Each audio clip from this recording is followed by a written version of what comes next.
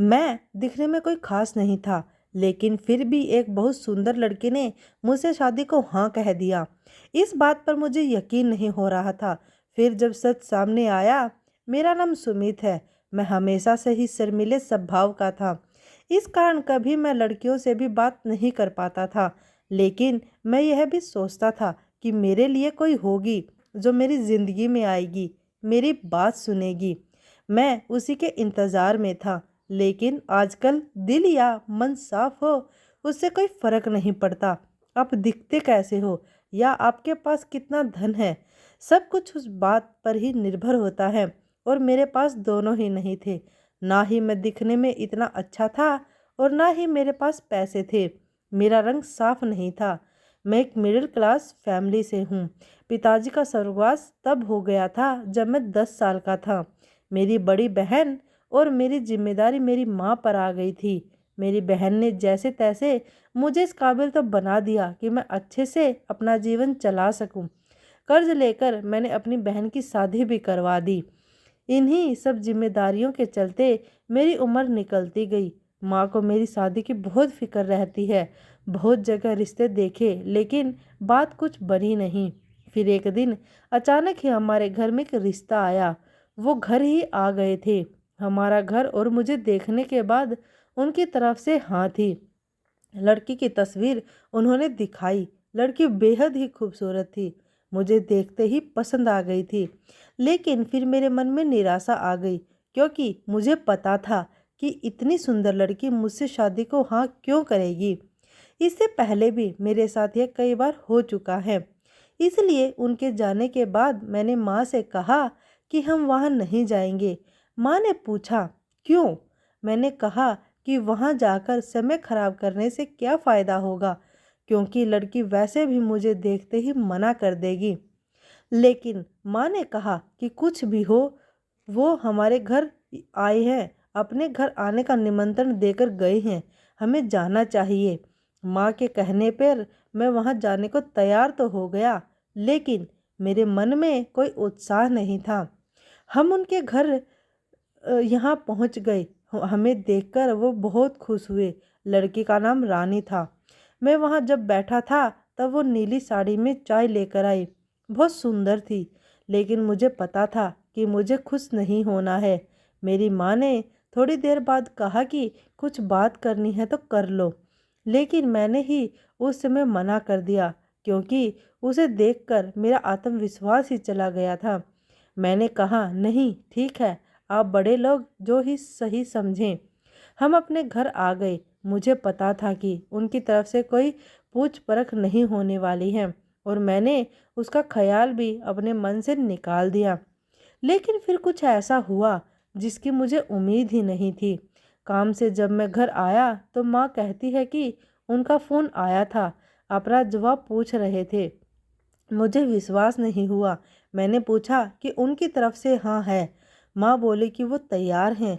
अब जब ऐसा होता है तो दूसरा ख्याल यही आता है कि शायद कुछ कमी होगी, वरना मुझसे शादी को हाँ क्यों कहती। मैंने माँ से कहा कि ठीक है, उनकी हाँ है तो, पर अब मैं लड़की से बात करना चाहता हूँ। माँ ने यही बात उनसे बोली। उन्होंने कहा कि अभी हमारे घर में कुछ दिनों तक घर ठीक करने का काम चल रहा है, इसलिए आप फ़ोन पर बात करवा दीजिए। उसका नंबर अब मेरे पास आ गया था। मैंने रात उसे फ़ोन किया। उधर से हेलो बोला गया। पहली बार मैं किसी लड़की से बात कर रहा था, वो भी इतनी सुंदर। मैंने सबसे पहले एक ही सवाल पूछा कि आप मुझसे शादी को तैयार कैसे हो गई। वो कुछ देर चुप रही। कहा कि क्यों, आप ऐसा क्यों बोल रहे हैं? मैंने कहा कि मैं आपके मुकाबले कहाँ टिकता हूँ। वो बोले कि मेरे लिए बाहर से ज़्यादा भीतर की सुंदरता ज़रूरी है। मैंने कहा कि आपके और मेरे विचार तो मिलते हैं। वो बोली कि आप भी इसी बात में मानने वाले हैं। मैंने बोला हाँ। बस उसी दिन से ही मैं हवा में उड़ने लगा। प्यार में कैसा होता है आज तक मैंने सिर्फ सुना ही था, लेकिन जब सच में मुझे प्यार हुआ तो मुझे पता चला कि प्यार एक अद्भुत एहसास है। मुझे सबसे ज़्यादा उसकी आवाज़ से प्यार हो गया। हम लोग सिर्फ शाम को ही बात किया करते थे, वो भी सिर्फ 10 बजे तक। शादी के लिए तारीख पक्की हो गई थी। शादी की तारीख पक्की हुई तब मैं बहुत खुश था। उस शाम जब मैंने फ़ोन किया तो मैंने उससे पूछा कि कैसा लग रहा है तुम्हें।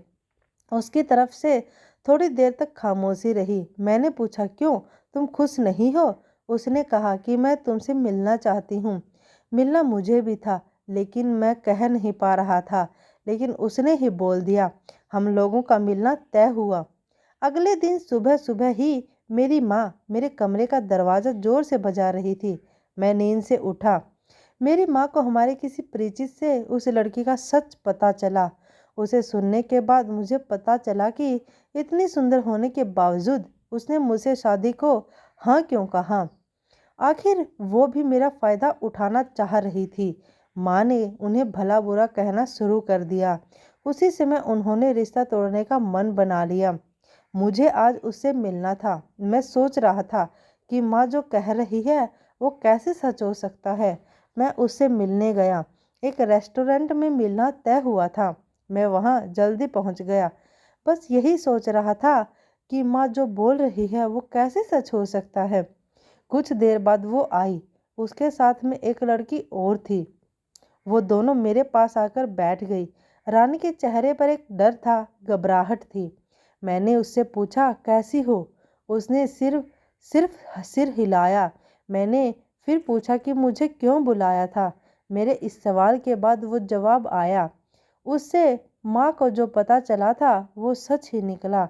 जवाब रानी ने नहीं, उसकी साथ आई उस लड़की ने दिया। और आवाज़ वही थी जिससे मुझे प्यार हो गया था। लड़की रानी की चचेरी बहन थी। वो बोली कि हमने आपसे एक बात छिपाई है। रानी बोल नहीं सकती। रानी की जगह मैं आपसे बात करती थी। रानी मेरे साथ बैठी रहती थी, लेकिन रानी चाहती थी कि शादी से पहले आपको सच्चाई पता चल जाए जो उसके घर वालों ने छिपाई है। यह आपको पर्दे में नहीं रखना चाहती थी। अब आपका जो भी फैसला हो वो रानी को मंजूर है। सभी ने अपनी बात बता दी। माँ ने कह दिया कि शादी नहीं करेंगे। रानी ने मुझे सच्चाई बता दी और मुझे डाल दिया दुविधा में। मैं उसे अब धोखेबाज भी नहीं कह सकता था। वो सच बताने के लिए ही आई थी। उसकी आंखें मुझे बहुत कुछ कह रही थी। मैं उसे मना कैसे कर सकता था। मैंने उसका हाथ पकड़ा और कहा कि क्या तुम भी मानती हो कि बाहर से ज़्यादा भीतर की सुंदरता ज़रूरी है। उसने हाँ में सिर हिलाया। मेरी माँ को मनाना थोड़ा मुश्किल था, लेकिन मैं जानता था कि वो मान जाएंगी। उनके घर वालों ने सच छिपाने के लिए माफ़ी मांगी। रानी और मेरी शादी हो गई। बिना बोले भी वो बहुत कुछ बोलती है। प्यार में शब्द कहाँ ज़रूरी होते हैं। यह तो एहसास है।